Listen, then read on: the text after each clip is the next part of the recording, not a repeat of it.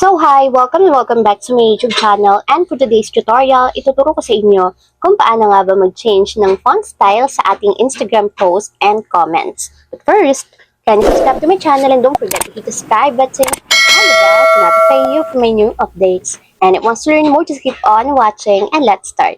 So ayan guys, for today's video, gagamit tayo ng other application. So i-open muna natin ang ating Google Play Store para makapag-download tayo. And then, pagka-open guys, so dito sa search bar, search lang natin is letter fonts. So, search nyo lang. So, piliin nyo to guys, yung letter fonts yung nakalagay na stylish text. So, open nyo lang. And then, tap muna natin yung install hanggang sa matapos ma-download. So, kung makikita nyo guys, meron siyang 4.5 ratings, 10 megabytes yung file size niya, and meron siyang 10 million downloads worldwide. So, wait lang natin guys ma-download. So, ayan guys, after ma-install, tap natin yung open para directly mapunta tayo sa pinakaang application. So, i-X nyo lang. And ayan guys, pagka-open ng pinakaang application, dito sa baba kung makikita nyo, may mga pamimilian dito na mga font style. So, for example guys, is pipiliin ko to. Tap nyo muna yung font style na gusto nyo, and dito sa taas, magta-type kayo ng words or letters na gusto nyong sulat. So, for example, is good morning.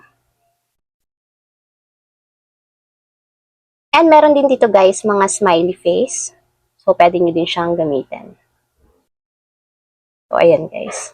Pag naisulat nyo na guys, yung gusto nyong words or letters, tap nyo yung copy na nandito sa baba.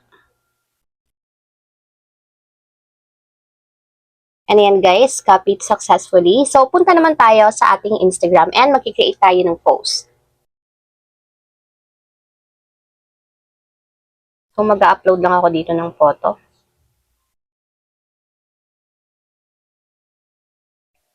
So, ayan guys. So, ayan guys, dito sa caption, dito natin ipipaste yung kinapi natin na good morning. So, kung makikita nyo guys, and after nyan, i-share lang natin.